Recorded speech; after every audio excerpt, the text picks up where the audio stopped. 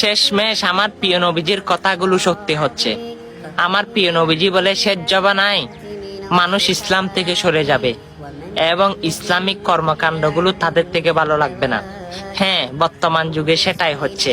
যেমন আপনারা Islamic video দেখেন, কিন্তু সেগুলো মানুষের কাছে শেয়ার করতে বললে আপনারা দান্দা বলেন। আরে ভাই, আমরা তো চাইলে অনেক ভিডিও করতে পারি, কিন্তু ইসলামিক ভিডিও কেন করি?